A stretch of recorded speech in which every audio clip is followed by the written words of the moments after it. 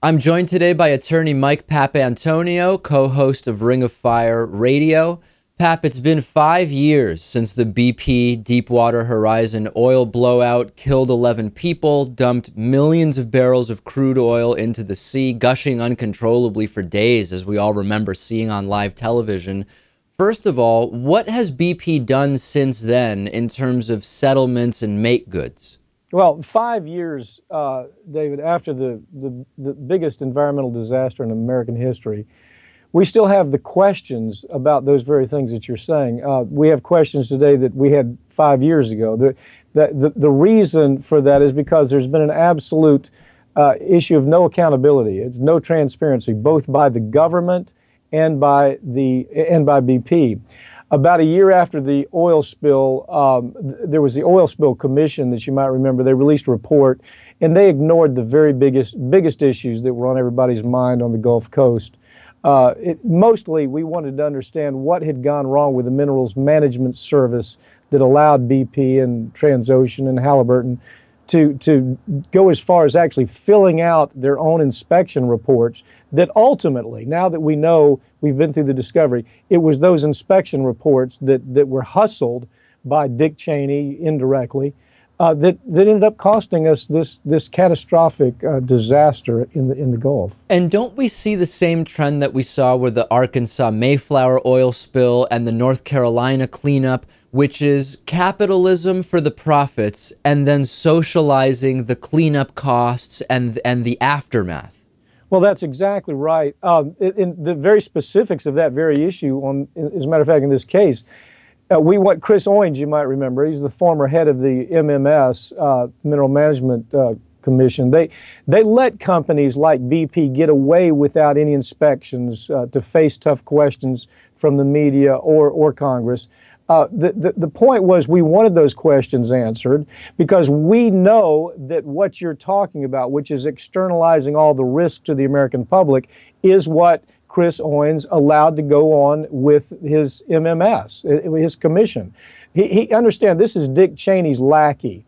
And Dick Cheney has a long history of letting Halliburton externalize all of these risks to the public and then keeping all the profits. And we knew that Owens was his lackey who didn't charge taxes to offshore drillers, if you'll remember. I mean, as amazing as it is, no charges of tax for offshore drillers. It came into hundreds of millions of dollars that the American public was owed. But he did that because Cheney asked him to do that. Cheney didn't want Halliburton paying taxes. He didn't want BP. He didn't want any of the folks that in this oil drilling business to pay the taxes that they were supposed to be paying. Why? Because they wanted to externalize all of the risks off to the American public, and if anything goes wrong, let the American public pay for it. That's the way that the mineral management staff operated. And so you hit it right on the head. And you might be able to make an argument. It would be a pretty weak argument, but at least you could make it that there was some value in externalizing those costs if it increased safety drastically. But I was looking at the numbers, and there seems to be fewer overall hazardous incidents. But if you look at incidents per drilling well, it's actually gone up. So the aggregate decrease seems to be because the total number of wells has gone down, but it doesn't seem that each well is actually even safer. No, it's not. As a matter of fact, you have this administration, you have Obama administration trying to pitch that everything is safe with the drilling procedures that are now in place. They're not.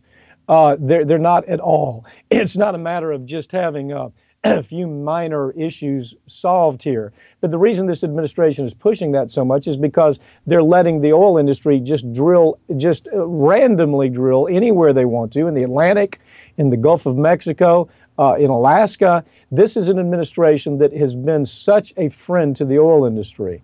And so they have to make it sound like everything is okay. But think about this. This particular case is a great example of this. The acoustic switch was a $500 piece of machinery that would have stopped this underwater leak. No question about it. We know that none of this would have occurred had they just used this $500 piece of machinery. So for the government to be telling lies about the fact that all has been solved just makes that worse. Now you have drilling industry, the drilling companies that not only don't want to use this $500 piece of machinery, but they're saying we've solved the problem and we don't really have to do anything now. And the truth is nothing has changed. This disaster will happen again, and this administration is simply trying to cover up the fact that that is inevitable. Right after this happened, I actually interviewed a fourth-generation oyster fisherman, oysterman from the Gulf, who said that the business was essentially destroyed. You live down there. How aware are you of the safety or lack thereof of Gulf seafood? I mean, is it a thing that you think about if you're out at a restaurant, for example? If you have if you have an operating brain, you do. We wanted answers from the EPA about why they allowed BP to use toxic oil spill dispersant, Corexit, you remember. We all, the scientists that looked at it were against the use of Corexit because it's such a horrible carcinogen. But then the EPA backed down. They retracted their own reports about the dangers of Corexit toxicity. They understood how dangerous it was not just to sea life, but to human beings. We have people that are experiencing all kinds of illnesses down here directly related to Corexit.